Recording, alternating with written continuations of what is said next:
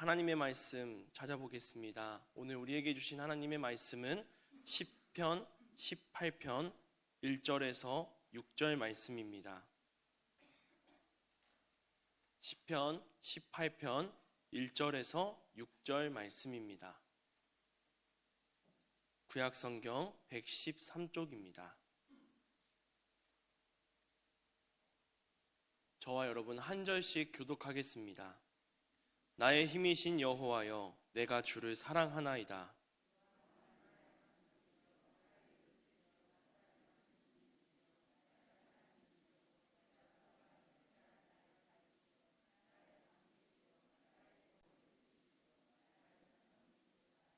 내가 찬송받으실 여호와께 아뢰리니 내 원수들에게서 구원을 얻으리로다.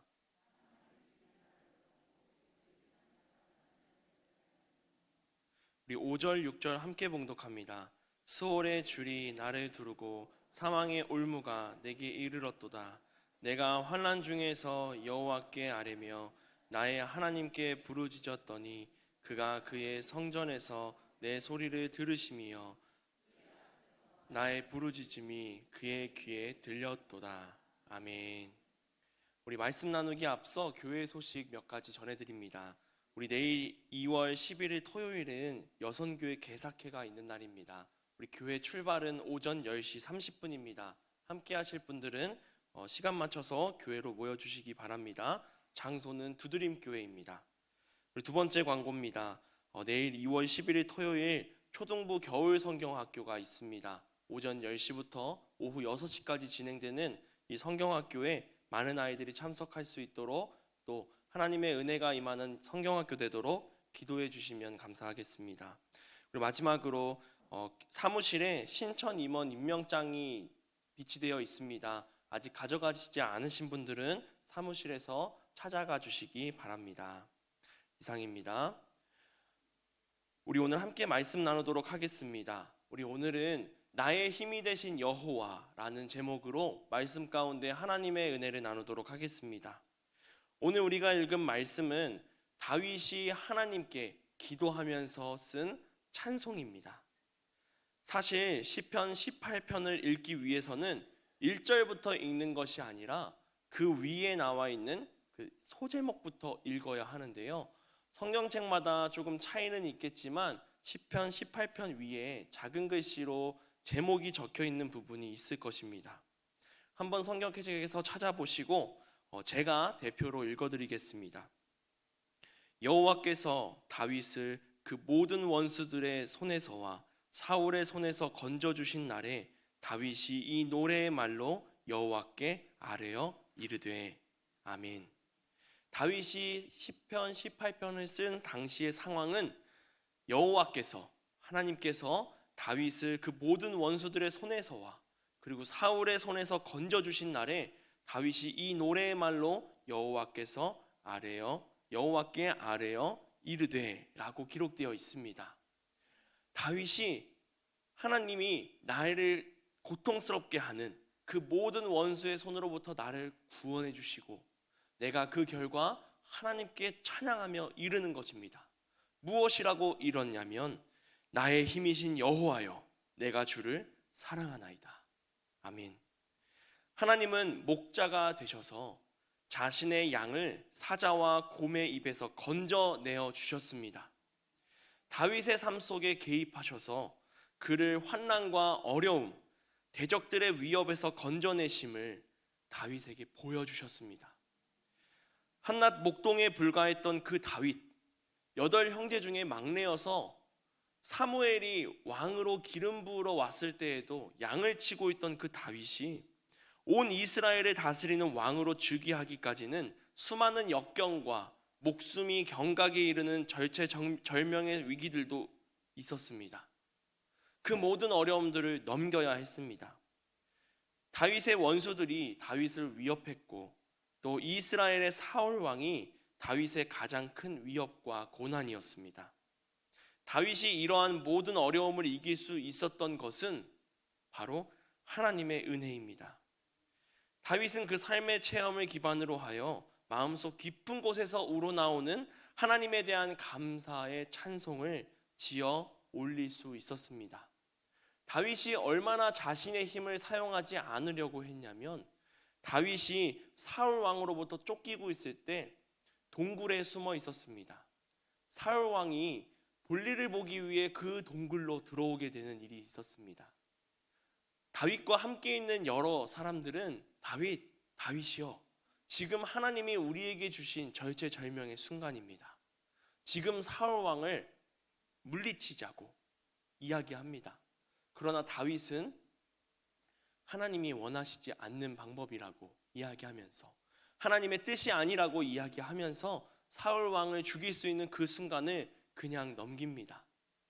그리고 여러 가지 기회들이 있었죠. 사울 왕이 자고 있던 장막에 들어가는 경우도 있었습니다. 그럼에도 불구하고 다윗은 사울을 죽이지 않고 하나님의 힘으로, 하나님의 뜻에, 하나님의 계획에 맡겨드립니다. 오늘 우리가 읽고 나누는 이 시편 18편의 말씀은 다윗의 삶의 체험으로 말미암아 나온 고백입니다. 그러나 다윗의 고백만이 되어서는 아니 됩니다. 우리 모두의 고백이고, 우리 모두의 감사이고, 우리 모두에게 적용될 수 있는 찬양이 되길 소망합니다. 우리 모든 성도들에게 하나님의 은혜가 지금도 넘쳐 흐릅니다. 하나님의 은혜를 받은 자의 입술에서는 오늘 우리가 읽은 1절의 말씀과 같은 고백이 나오길 바랍니다. 나의 힘이신 여호와여, 내가 주를 사랑하나이다. 아멘. 우리 모든 성도님들, 하나님을 사랑하는 성도들이 되길 소망합니다. 하나님을 사랑하시나요?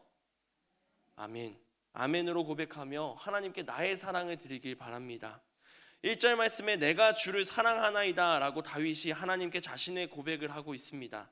여기서 단어들을 조금 살펴보면 어떠한 사랑인지 알 수 있습니다. 그냥 입술로만 하는 사랑인지, 그냥 거칠애로 하는 사랑인지, 아니면 정말 사랑하는지. 사랑하다와 좋아하다는 조금 다른 부분이 있을 수 있는데요, 하나님을 좋아하는 것인지 사랑하는 것인지, 이런 것들을 단어의 뜻으로 좀 알아볼 수 있습니다. 이 성경이 쓰여 있는 원어를 찾아보면 사랑하다라는 단어가 라함이라는 단어를 사용하고 있습니다. 이 라함이라는 단어는 그냥 사랑한다가 아닙니다. 깊이 사랑한다라는 뜻을 가지고 있습니다. 여러분은 하나님을 깊이 사랑하는 주님의 자녀들 되길 바랍니다. 하나님을 깊이 사랑하는 우리 모두가 되어 하나님께 그 사랑을 전하고, 하나님이 나에게 주신 그 사랑을 세상 가운데 전하는 우리 모두가 되길 소망합니다. 구약 성경에서 라함이라고 하는 단어는 총 42번 사용됐습니다. 그런데 우리가 여기서 눈여겨봐야 할 것은 무엇이냐면, 이 라함이라는 단어는 사람이 하나님께 사용하기보단 하나님이 사람에게 사용하실 때 이용됐다는 것입니다. 하나님이 우리 사람들을, 우리 인간을 얼마나 사랑하셨는지 아십니까? 우리 요한복음 3장 16절 말씀을 함께 보도록 하겠습니다. 하나님이 세상을 이처럼 사랑하사 독생자를 주셨으니 이는 그를 믿는 자마다 멸망하지 않고 영생을 얻게 하려 하심이라. 아멘. 하나님은 우리를 정말 사랑하셨습니다. 이를 위해서 자신의 하나밖에 없는 아들을 우리에게 주셨습니다. 그 아들을 이 세상에 보내실 때 왕좌의 자리로 보내시지 않았습니다. 아주 휘황찬란한 침대에서 태어나게 하신 것도 아닙니다. 하나님은 예수 그리스도를 보내실 때 섬기는 자의 역할로 보내셨습니다. 아무도 들여다보지 않는 그 마구간 말구유에서 태어나게 하셨습니다. 이 세상 사람들을 사랑하셔서 그들을 죄로부터 죽게 하고 싶지 않으셔서 아들 예수 그리스도를 보내셨습니다. 하나님은 보내실 때 이미 알고 계셨습니다. 내 아들이 이 세상에 가면 이 세상 사람들로 인해서 십자가에 달려 죽을 것이다.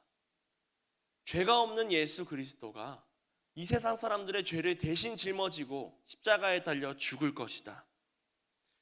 사람들에게 채찍을 맞을 것이고 침뱉음을 맞을 것이고 손과 발에 못이 박힐 것이고 머리에 가시 면류관이 씌워질 것이고 옆구리에 창이 찔릴 것이고 그 모든 아픔을 겪어야 하는 것을 암에도 불구하고 하나님은 독생자 예수 그리스도를 우리에게 보내셨습니다.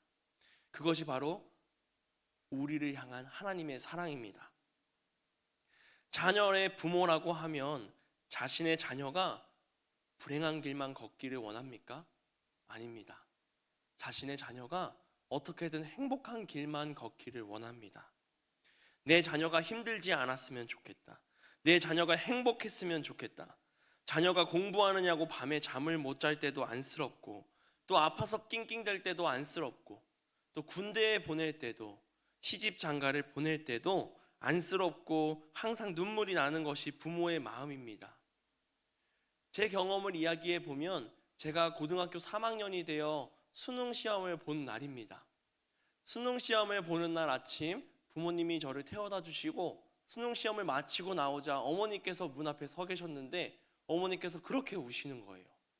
그래서 왜 우시냐고, 시험 잘 보고 나왔다고, 이제 끝났다고 이야기하는데 어머니가 하시는 말씀은 너가 수능 시험 보게 해서 미안하다라는 겁니다. 제가 대학교에 입학하기 위해서는 시험을 보는 방법도 있었지만 학교 성적을 가지고, 수시 전형이라고 하죠, 학교 성적만을 가지고도 대학에 입학할 수 있었습니다. 그런데 그때 부모님이 저한테 좀 추천을 하셨어요. 수시 전형으로 학교 성적으로 시험을 원서를 내지 말고 수능 시험을 끝까지 준비해 보면 어떠냐라는 의견을 주신 겁니다. 그래서 저는 수능 시험을 보는 거를 결정하고 시험을 봤습니다. 그게 부모님이 너무나도 미안했던 겁니다. 하루 동안 온전히 시험을 봤던 것들, 그리고 고등학교 3학년 동안 시험 공부를 했던 모든 순간이 안타깝고 미안해서 눈물이 나신다는 거예요. 그렇게 작은 것 하나까지도 자녀가 힘들지 않았으면 좋겠는 것이 부모의 마음인데, 하나님은 자신의 아들이 죽어야 하는 길을 가게 하셨습니다. 정말 큰 결정이고 결단입니다. 근데 그 이유가 무엇이냐면 우리의 죄를 위해서입니다. 하나님은 우리의 아버지시기 때문입니다. 하나님의 자녀인 여러분이 죄로 인해서 죽음 당하지 않도록, 죄로 인해서 하나님 나라가 아닌 지옥에 가지 말고 하나님 나라에 오게 하기 위해서 그러한 선택을 하신 겁니다. 이것이 하나님의 사랑입니다. 다윗은 오늘 1절 말씀에 내가 하나님을 사랑하는데 하나님이 나를 사랑하신 것처럼 나도 하나님을 깊이 사랑하겠습니다 라고 고백했습니다. 여러분도 하나님을 그냥 지나가듯 사랑하는 것이 아니라 하나님이 나를 사랑하셨듯이 나도 하나님을 사랑하는 우리 모든 여러분 되길 소망합니다. 다윗이 자신의 사랑을 고백하는 시기에 어떤 어려움이 있었는지 그 마음을 고백하는 부분이 있는데요, 오늘 4절과 5절 말씀을 함께 읽어보도록 하겠습니다. 시편 18편 4절과 5절 함께 읽습니다. 사망의 줄이 나를 얽고 불의의 창수가 나를 두렵게 하였으며 스올의 줄이 나를 두르고 사망의 올무가 내게 이르렀도다. 아멘. 다윗은 사망의 줄과 스올의 줄로 자신의 몸이 얽매였다. 그리고 나를 두렵게 하였다.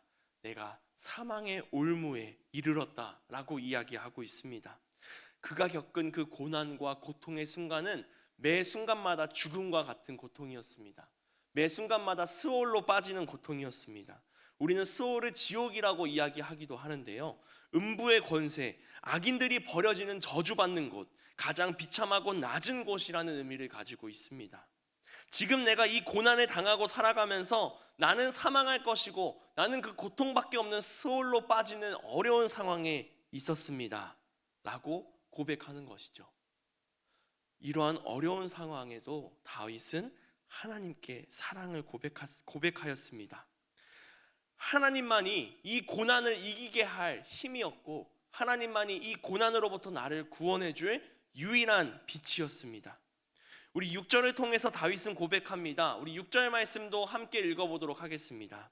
내가 환난 중에서 여호와께 아뢰며 나의 하나님께 부르짖었더니 그가 그의 성전에서 내 소리를 들으시며 그의 앞에서 나의 부르짖음이 그의 귀에 들렸도다. 아멘. 하나님께 내가 부르짖었더니, 내가 하나님께 간절히 간구하였더니 내 목소리가 하나님의 성전에 올라갔고 내 소리를 하나님이 들으셨고 내 하나님 앞에서 나의 부르짖음이 하나님의 귀에 들렸다라고 고백하고 있습니다. 하나님이 다윗의 목소리를 들으시고 다윗을 죽음에서 구원하셨습니다. 하나님의 구원의 역사가 이때로부터 끝난 것이 아닙니다. 다윗은 계속해서 고백합니다. 하나님의 이 구원의 역사가 나의 삶 전체에 함께했다고 고백합니다. 우리는 연약하고 약하여 하나님의 사랑과 하나님의 힘을 믿지 못하고 잊어버릴 때가 있습니다. 그리고 우리의 힘으로 살아가려고 합니다. 우리만 그런 것이 아닙니다. 나뿐만이 아니라 내 옆에 있는 사람들, 성경 속에 나타나는 하나님이 선택한 인물들도 시야가 어두워져서 하나님의 힘이 아닌 나의 힘으로 해결하려고 할 때가 있습니다. 하나님을 향한 그 사랑이 아직 깊게 뿌리내리지 못해서일 때도 있고, 위기와 고난과 고통 때문에 내가 정말 앞만 보는 것도 힘들 때, 그 시야가 좁아졌기 때문일 때도 있습니다. 사사 기드온의 이야기를 잠깐 살펴보려고 합니다. 하나님은 이스라엘 백성들에게 왕을 세우시기 전에 사사라는 사람들을 세우셨습니다. 그 사사들은 이스라엘의 지도자가 되어 하나님의 말씀을 순종하여 이스라엘 백성들을 이끌었습니다. 그 사사들 중에 기드온이라는 사람이 있습니다. 기드온이 살아갈 때 이스라엘은 미디안이라는 나라의 그 지도 아래에 있었습니다. 미디안은 이스라엘의 곡식과 양식을 모두 뺏어갔습니다. 정말 하나도 남김없이 뺏어갔습니다. 그래서 이스라엘 백성들은 쫄쫄 굶으면서 풀을 뜯어먹는 정도에 이르기까지 했습니다. 기드온은 이러한 상황 가운데 자라났습니다. 어느 날 기드온이 밀을 타작해야 하는데 미디안 사람들에게 걸릴까봐 포도주를 짜는 그 깊은 틀 안에 들어가서 밀을 타작하고 있었습니다. 그때 하나님의 천사 여호와의 사자가 기드온을 찾아옵니다. 그리고 그에게 이러한 말을 합니다. 큰 용사여, 여호와께서 너와 함께 계시도다. 아멘. 이 문장만 들으면 우리는 얼마나 감사하고 은혜가 됩니까? 여러분에게 하나님의 사자가 나타나서 이야기하시는 겁니다. 너에게 하나님의 은혜가 항상 함께하고 있다. 하나님이 지금 너와 함께하고 계신다. 아멘으로 고백할 것입니다. 하지만 기드온은 그러하지 못했습니다. 자신의 상황을 봤을 때 우리가 이토록 먹을 것도 없이 미디안의 압제 가운데 고통받고 있는데 하나님이 함께 하신다고? 하나님이 함께 하시는데 하나님의 백성인 우리가 왜 이렇게 고통을 받아야 하는가? 라는 생각에 주님, 여호와께서 우리와 함께 계시면 어찌하여 우리를 버리시고 미디안의 손에 우리를 넘기셨습니까? 라고 원망을 합니다. 하나님의 힘을 구하기보다는 나의 힘으로 무엇인가를 해보려고 하는 그 순간이 바로 이러한 순간입니다. 내가 너무 힘들어서 하나님께 원망 섞인 목소리가 나올 때, 기드온과 같은 그 상황입니다. 미디안의 눈을 피해서 살아가는 삶이 정말 힘들고 지쳤을 것입니다. 그런데 하나님이 나와 함께하고 계셨다니 말도 안 돼. 배신감이 들어. 왜 이렇게 우리를 힘들게 하시는 건가? 라는 생각이 듭니다. 그때 하나님의 사자가 한 번 더 이야기합니다. 기드온아, 너는 가서 이스라엘을 미디안의 손에서 구원하라. 내가 너를 보낸 것이다. 창세기와 출애굽기 사이에 이스라엘 백성들이 포로로 잡혀 있는 모습들이 나옵니다. 출애굽기에 애굽에 포로로 잡혀서 살아가는 이스라엘 백성들, 그리고 모세를 세우셔서 출애굽을 시키는 모습들이 말씀에 기록되어 있습니다. 하나님께서 모세에게 나타나셔서 이야기하실 때에도 마찬가지였습니다. 나는 스스로 있는 자이니라. 내가 너에게 이르노니 너는 이스라엘 자손에게 가서 이같이 이를 때 스스로 있는 자가 나를 너희에게 보내셨다 하라 라고 말씀합니다. 그때 모세가 이야기합니다. 하나님이 보내셨다고 하여도 이스라엘 백성들이 제 목소리를 듣겠습니까? 라고 이야기합니다. 기드온도 비슷한 이야기를 합니다. 자격이 없다는 이야기를 하는 것이죠. 사사기 6장 15절 말씀입니다. 우리 함께 읽어보겠습니다. 그러나 기드온이 그에게 대답하되 오 주여, 내가 무엇으로 이스라엘을 구원하리이까? 보소서, 나의 집은 므낫세 중에 극히 약하고 나는 내 아버지 집에서 가장 작은 자니이다 하니. 아멘. 사람의 시선으로 보면 우리는 모두 하나님의 일을 할 수 없습니다. 모세도 처음엔 그러했고 기드온도 그러했습니다. 지난 수요일 새벽 예배 때 제가 함께 나눴던 말씀이 있습니다. 사무엘이 하나님의 말씀을 따라서 사울을 왕으로 세우려고 할 때입니다. 사울은 아버지의 그 가축들을 찾아가기 위해서 사무엘에게까지 오게 되었습니다.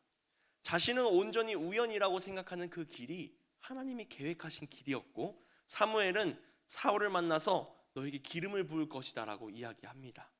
그때 사울이 뭐라고 대답을 하냐면 사무엘상 9장 21절에 이렇게 기록합니다.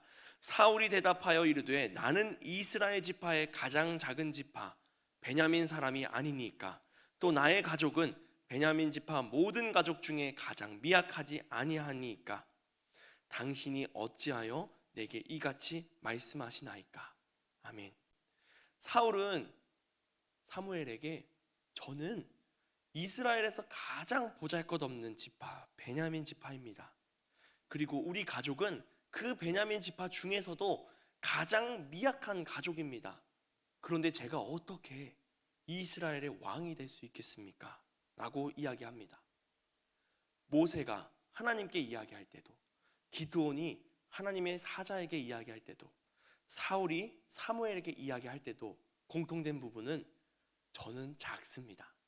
저는 연약합니다. 저는 보잘것이 없습니다. 그런데 어떻게 하나님의 말씀을 따를 수 있겠습니까? 라고 이야기합니다. 우리가 볼 때 우리는 한없이 작고 연약하고 자격이 없다고 이야기합니다. 하나님의 눈으로 봤을 땐 우리는 그러함에도 불구하고 하나님이 주시는 힘으로 말미암아 하나님의 일을 행할 수 있는 자녀임을 믿으시길 소망합니다. 우리는 나의 시선이 아니라 하나님의 시선으로 나아가길 소망합니다.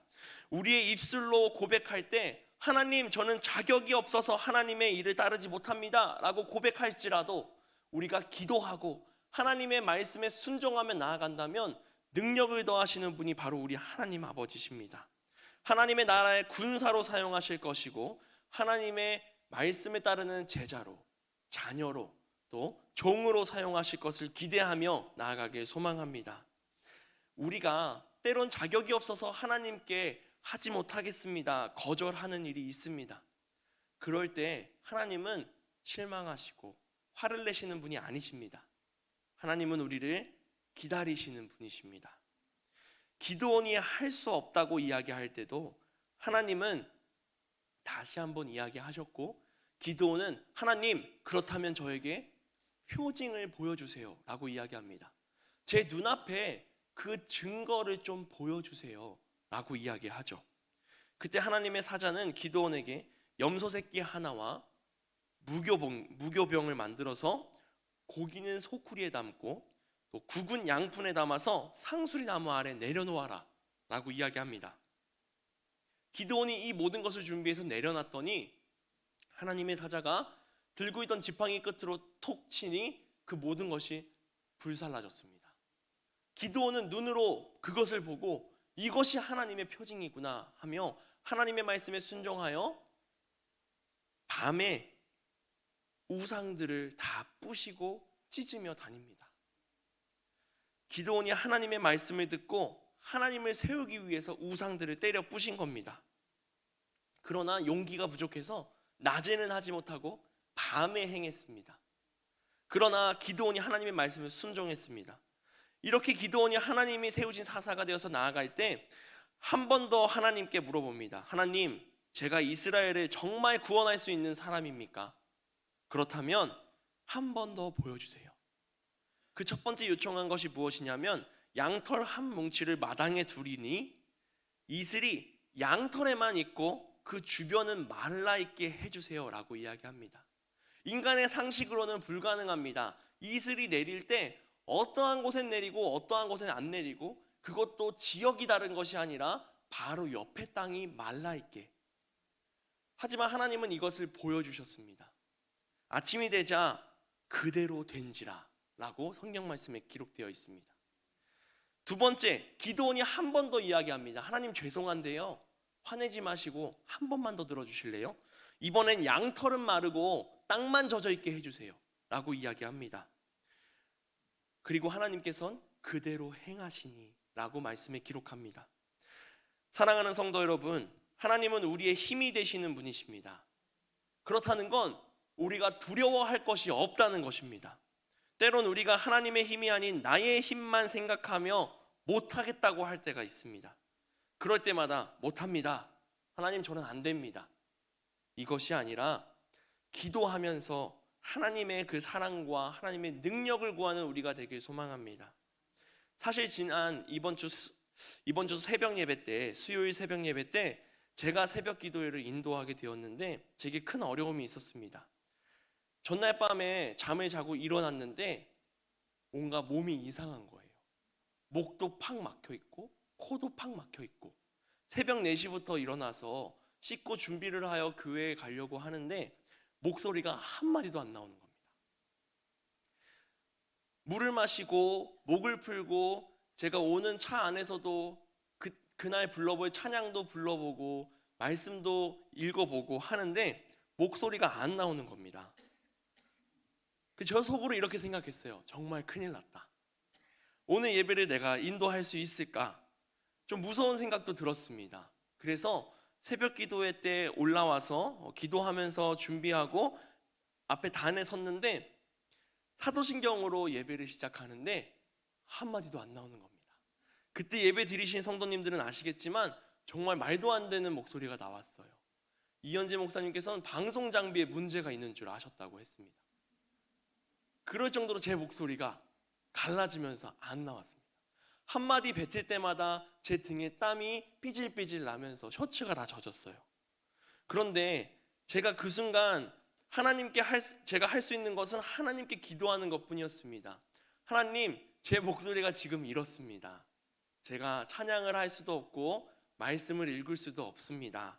하지만 힘을 좀 더하여 주십시오 라고 기도했습니다. 그때 제게 은혜가 되었던 것은 무엇이냐면 성도님들이 더 큰 목소리로 함께 찬송가를 불러주셨던 겁니다. 근데 그 중간중간 들리는 목소리가 무엇이었냐면 저와 같은 상황인 성도님들이 계셨던 것 같아요. 정말 목소리가 하나도 안 나오는데 이렇게도 찬양을 열심히 불러주시는 겁니다. 그리고 1부 예배가 끝나고 2부 예배를 드렸습니다. 2부 새벽 기도회를 드리는데 그때 또 감사한 것이 무엇이냐면 올려져 있는 이 물에 엄청나게 따뜻한 물이 담겨 있는 겁니다. 제가 목소리가 잘 안 나오는 것을 보시고 따뜻한 물을, 정말 평소보다 더 뜨거운 물을 담아주신 것 같아요. 그렇게 새벽 기도회를 인도할 수 있었습니다. 하나님께서 힘을 주시지 않았다면 정말 그 자리에서 주저앉고 싶었을 겁니다. 하지만 하나님이 힘을 주시고 또 도움의 손길들을 주셔서 제가 그 힘든 시간을 조금이나마 덜 힘들게 또 함께 말씀을 나누면서 기도하면서 보낼 수 있었습니다. 하나님은 언제나 우리에게 힘을 주시는 분이십니다. 하나님의 힘으로 나에게 능력을 주시기도 하고 하나님의 힘으로 내가 할 수는 없지만 동역자들을 보내주시기도 하십니다. 또한 하나님의 힘으로 모든 상황과 환경을 바꾸어 주시는 분이시기도 하십니다. 오늘 우리가 부른 찬양 가운데 큰 은혜가 되는 찬양들이 너무 많았습니다. 나 무엇과도 주님을 바꾸지 않으리 찬양을 할 때에도 그 가사에 보면 다른 어떤 은혜 구하지 않으리 오직 주님만이 내 삶의 도움이시니 주의 얼굴 보기 원합니다 라고 고백했습니다. 우리 성도님들 찬양 시간에 이렇게 함께 고백하셨죠. 그리고 또 오직 주의 사랑에 매어 찬양을 하는데요, 이 찬양의 가사를 보면 오직 주의 임재 안에 갇혀 내 영 기뻐 찬양합니다. 이 소명의 언덕 거룩한 땅에서 주께 경배드립니다 라고 고백했습니다. 우리가 있을 곳은 이 세상 어디가 아니라 오직 주님의 사랑 가운데입니다. 오직 주의 임재 가운데 임하는 우리가 되길 소망합니다. 하나님은 우리에게 사랑을 주시고 성령 하나님의 역사하심으로 말미암아 우리에게 함께 하시는 분이십니다. 다윗도 그 하나님의 힘으로 말미암아 이겨냈고 모세도 하나님의 힘으로 말미암아 이스라엘 백성들을 인도하였고, 기드온도 또 사무엘도 사울도 다 하나님의 힘으로 말미암아 인도했습니다. 그러나 하나님이 떠나시자 어떻게 됐는지 살펴보면 사울 왕의 이야기를 보면 알 수 있습니다. 사울 왕이 악령에 휩싸여 고통을 받고 사람들을 난폭하게 통치하며 나아갈 때 하나님은 사울을 떠나셨습니다. 그는 결국 외롭게 전쟁터에서 죽고 맙니다. 우리는 언제나 우리의 상황을 바꾸시고 우리가 찬양한 것처럼 역전시키시는 그 하나님을 기대하며 나아가길 소망합니다. 다윗도 오늘 본문 말씀에서 고백합니다. 오늘 본문 2절 말씀인데요, 우리 함께 읽어보겠습니다. 여호와는 나의 반석이시요 나의 요새시요 나를 건지시는 이시요 나의 하나님이시요 내가 그 안에 피할 나의 바위시요 나의 방패시요 나의 구원의 뿌리시요 나의 산성이시로다. 아멘. 하나님은 이러한 하나님이십니다. 나의 반석이시고 나의 요새시고 나를 건지시는 이시고 나의 하나님이시고 내가 그 안에 피할 나의 바위시고 방패시고 구원의 뿌리시고 산성이신 분이 나의 하나님이 되시길 소망합니다. 이러한 하나님이 너의 하나님이야. 내 하나님은 아니고 너의 하나님. 이렇게 고백하는 것이 아니라 나의 하나님이 되시길 소망합니다. 하나님은 우리 모두의 하나님이시지만 그 중에서도 특히 나의 하나님을 고백하는 우리가 되길 소망합니다. 우리는 내 부모님을 너네 부모님이야 라고 하지 않지 않습니까? 나의 아버지를 나의 하나님, 내 아버지라고 고백하는 우리가 되어야 할 줄 믿습니다. 내 아버지, 나의 하나님과는 그냥 만나면 고개만 끄떡 인사하는 사이, 이름은 모르지만 우리 교회 성도, 이러한 관계가 아닙니다. 나의 하나님은 이름도 알고 상황도 알고 기도 제목도 알고 그 마음 가운데 가지고 있는 생각도 아는 것이 나의 하나님이십니다. 깊은 관계를 맺고 깊이 사랑하는 나의 하나님이 되길 소망합니다. 하나님이 우리에게 힘 주실 때 우리는 하나님의 말씀에 순종하면 됩니다. 이해가 되지 않을 때가 있습니다. 그리고 내 힘으로는 안 될 것 같을 때가 있습니다. 그럼에도 불구하고 네, 알겠습니다 하는 우리 모든 성도님들 되시길 바랍니다. 제가 예를 들어서 드라마를 이야기하는데요, 재벌집 막내 아들이라는 드라마가 있습니다. 그 드라마를 보면 재벌 가문에 일하는 비서 역할을 하는 사람들이 있는데, 그 비서 역할을 하는 사람들이 재벌 가문이 이야기하는 모든 명령은 무조건 네 라고 대답을 합니다. 내가 할 수 있는지 없는지 계산하지 않고, 지금 내가 무엇을 해야 되는지 안 해야 되는지 계산하기 전에 네 라고 대답을 한 후 움직이면서 내가 이것을 어떻게 해낼 것인가를 계획합니다. 사람도 자신이 섬기는 상사에게 그렇게 하는데 하나님께 못할 것이 어떻게 있겠습니까? 하나님께 무조건 네라고 대답하고 순종하며 하나님의 계획을 따르는 우리가 되길 소망합니다. 하나님은 우리의 구원이 되십니다. 우리 마지막으로 이사야 12장 2절 말씀 함께 읽어보겠습니다. 보라, 하나님은 나의 구원이시라. 내가 신뢰하고 두려움이 없으리니 주 여호와는 나의 힘이시며 나의 노래이시며 나의 구원이심이라. 아멘. 이 말씀 기억하시면서 나의 힘이신 그 여호와께 오늘 함께 부르짖어 기도하고 나의 기도를 응답하시고 내가 하나님의 말씀에 하나님이 주시는 나의 마음 가운데 생각과 음성에 순종하며 나아가는 우리가 되길 소망합니다. 우리 시간 함께 찬양하시겠습니다. 우리 시간 찬양하실 때 나의 힘이 되신 여호와여 라는 찬양을 함께 하겠습니다. 오늘 우리가 읽은 그 시편 18편 2절에 있는 말씀을 가지고 만든 찬양인데요, 우리의 힘이 되시는 그 하나님, 나의 반석이신 하나님, 요새이신 하나님, 나를 건지시는 하나님, 나의 방패가 되시고 구원의 뿔이 되시고 산성이 되시는 그 하나님을 우리의 입술로 고백하고 우리 다윗처럼 주를 사랑하나이다 고백하는 우리가 되길 소망합니다. 우리 함께 찬양하시고 함께 기도 제목 드리면서 기도하도록 하겠습니다. 우리 함께 찬양하겠습니다.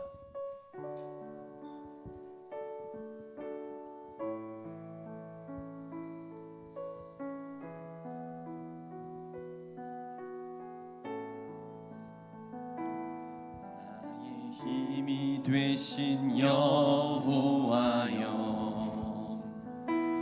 내가 주님을